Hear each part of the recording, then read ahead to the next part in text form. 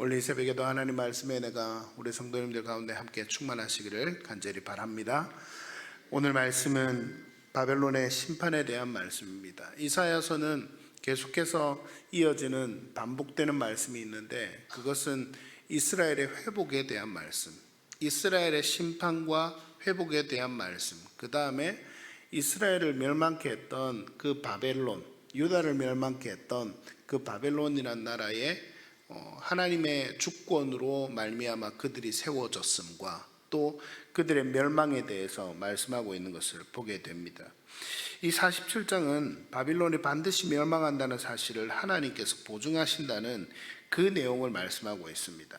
바벨론은 정복을 당하여 아름다운 자태가 변하여 천하게 될 것이라고 하나님은 말씀하십니다. 그들은 엄청난 부끄러움을 당할 것이다.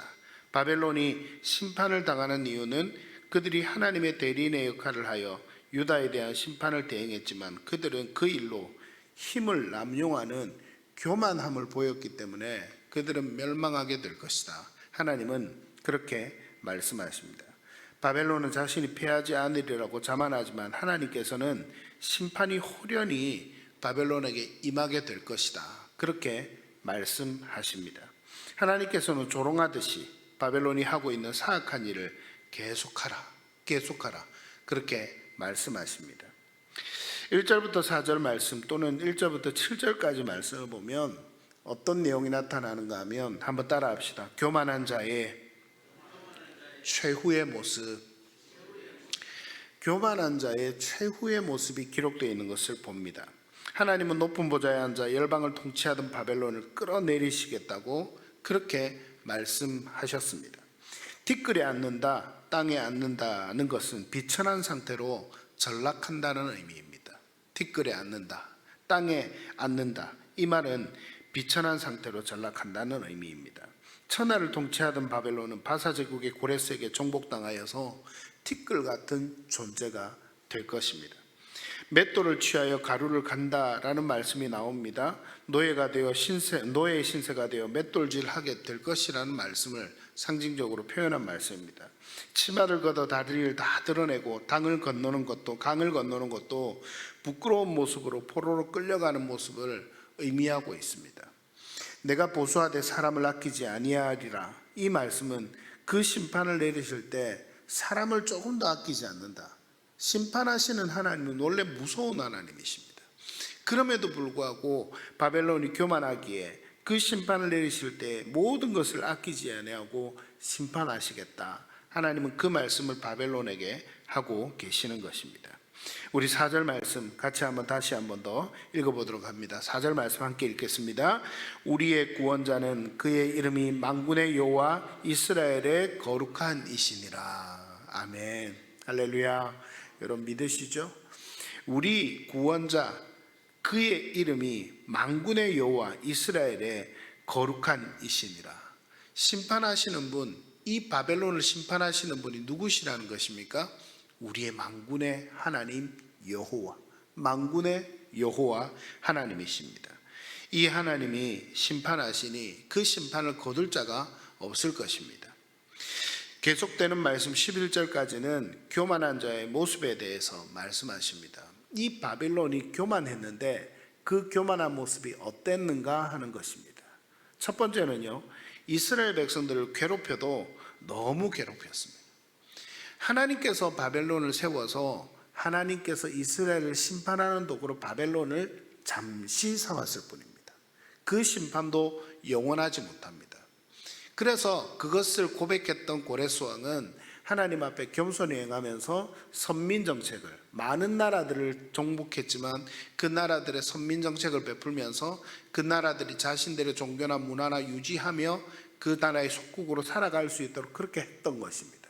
그런데 이후 이어지는 왕들은 그것을 잊어버립니다. 교만히 행합니다. 그래서 이스라엘 백성들을 너무 괴롭힙니다. 6절 말씀에 보면 하나님이 이스라엘을 그들 손에 붙인 것은 단순히 징계 차원이었는데 바벨론은 마치 자기들이 심판자인 장 제멋대로 권세를 휘두릅니다. 늙은 자에게까지 멍에를 매게 할 정도로 긍휼함이 없었습니다. 그 말씀이 명백히 기록되어 있습니다. 또 7절 말씀을 보면 영원히 권세를 누리며 살 줄 알았습니다. 영원히, 지금 바벨론이 누리고 있는 권세가 영원할 것이다. 여러분, 바벨론이 그렇게 역사적으로, 세계 역사적으로 강대국으로 알려진 나라지만 이 바벨론의 통치 기간이 몇 년인지 여러분 아십니까? 수백 년이 가지도 못했습니다. 바벨론의 통치 기간은, 존재했던 기간은 딱 83년이었습니다. 그들이 이렇게 존재했던 이유는 그들이 영원히 이 권세를 누리며 살 수 있을 것이다, 이렇게 여겼기 때문에 하나님께서 그 교만을 심판하신 것입니다. 그래서 그들은 영원히 권세를 누리며 살았던 오류를, 교만을 범했습니다. 여러분 기억하십시오. 영원한 것은 이 땅 가운데 없습니다. 영원한 것은 하나님밖에 없으시고, 영원한 것은 하나님의 말씀밖에 없습니다. 그럼에도 불구하고 우리는 세상에서 누리는 부와 명예, 영원할 줄 알고 그렇게 살아갑니다. 그것이 무엇입니까? 교만입니다. 우리가 당하는 어려움이 있습니까?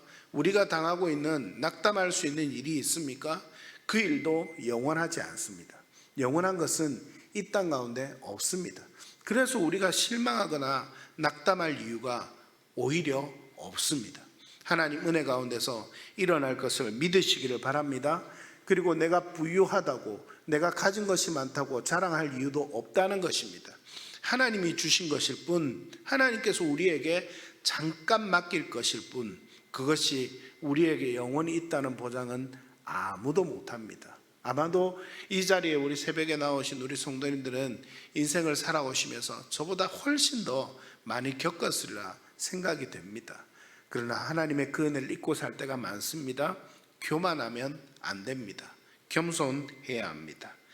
마지막으로 교만한 자의 모습에 대해서 말씀하시는데 8절부터 11절에 교만한 자들은 자신들의 유익을 위해서 삽니다. 사치하고 평안히 지내며 나뿐이라, 나 외에 다른 이가 없다, 이렇게 외치는 모습이 있었다라고 지금 성경은 우리에게 말씀합니다. 정말 사치하고 평안히 지냅니다. 그리고 자신의 악을 의지하고 나를 보는 자가 없다 하면서 외치고 삽니다. 전형적인 교만의 모습이죠. 나를 보는 자가 없으니까 누굴 두려워하지 않겠습니까? 하나님을 두려워하지 않습니다. 하나님도 나를 보지 않고 다른 어떤 것도 나를 보지 않고 전형적으로 교만해서 하나님을 무시한 채, 인정하지 않은 채 그렇게 자신의 힘을 의지하며 살아가는 사람의 모습입니다. 11절에서도 다시 한번 심판을 강조하십니다. 교만한 자에게 임하는 심판은 어느 날 갑자기 임할 것이며 이 심판은 어느 누구의 힘으로도 막지 못할 것이다. 하나님은 이렇게 우리에게 말씀하십니다. 아까도 말씀드렸지만 천하를 호령하며 사치와 쾌락 속에서 영원히 권세를 부릴 것 같은 바벨론은 겨우 86년이라는 시간을 그렇게 통치하며 살아간 나라로 이 땅에서 사라지고 맙니다. 이제 말씀 마지막으로 15절까지 교만한 자들의 영적 상태와 심판에 대해 말씀하십니다. 교만한 자들이 의지한 것은 무엇이었습니까? 이 바벨론에는 사술과 주술 같은 점, 이런 것들이 엄청나게 난무했던 나라입니다. 여러분, 우리나라도 조금 살만해집니다. 옛날에 미신과 토테이즘이 있을 때뿐만 아니라 불교나 유교가 유행했을 때뿐만 아니라 우리가 살만하고 먹고 살게 되면 더 하나님이 아닌 다른 것들을 의지하고 찾는 소리가 많아집니다. 제가 인천에 사역할 때 어려운 사람들을 돕는 한 곳에 후원 물품을 받으러 이렇게 여러 번 갔었던 적이 있습니다. 그곳이 어딘가 하면 굿하는 곳이었습니다. 그곳에서도 그래도 어려운 사람들을 위해서 자신들이 굿을 하는 이 음식이 너무 많은 나머지 그걸 자신들이 소화할 수 없으니까 버리기도 아깝고, 그래서 오히려 어려운 사람들에게 나눠주라고 과일이나 고기나 이런 것들, 떡 이런 것들을 우리가 그것도 할 때 많이 쓰잖아요. 그러니까 그걸 많이 이렇게 나오는 거예요. 그걸 받으러 가면 엄청나게 많은 물건들이, 많은 그 음식들이 나오는 것을 봅니다.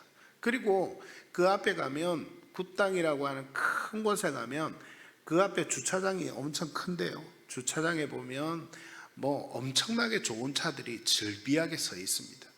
얼마나 많은 돈이 그곳에서 오고 가는지 모르겠습니다. 얼마나 많은 돈이 바쳐지고 얼마나 많은 음식들이 바쳐지고 그렇게 하는지 저는 모르겠습니다. 그런데 거기를 갔다 올 때마다 제가 혀를 끌끌 차면서 느끼는 것은 하나님, 정말 사람이 무지하고 연약하군요. 세상에서 많은 사람들이 있다 하며 사나 그들이 하나님을 모르니 의지하고 살아가는 것은 무엇입니까? 미신과 우상일 뿐입니다. 그것뿐이었습니다. 그러면서 하나님이 참 안타까운 마음을 제게 많이 주셨더랬습니다. 여러분, 마찬가지 아닙니까? 오늘 바벨론도 하나님께서 그렇게 강하게 세우셨고 이스라엘을 심판하는 도구로 잠시 세우셨지만 그들은 그것을 잊은 채 살아갈 때 교만하게 되고 하나님을 찾지 아니하고 오히려 다른 것들을 찾으면서 그렇게 살아갈 때 하나님의 교만에 대한 심판이 임한다는 것을 하나님은 누누이 강조하시면서 말씀하십니다. 여러분, 이 바벨론을 향한 말씀이 오늘 우리에게도 주어지는 말씀임을 잊지 않으시길 간절히 바랍니다. 교만할 이유가 없습니다.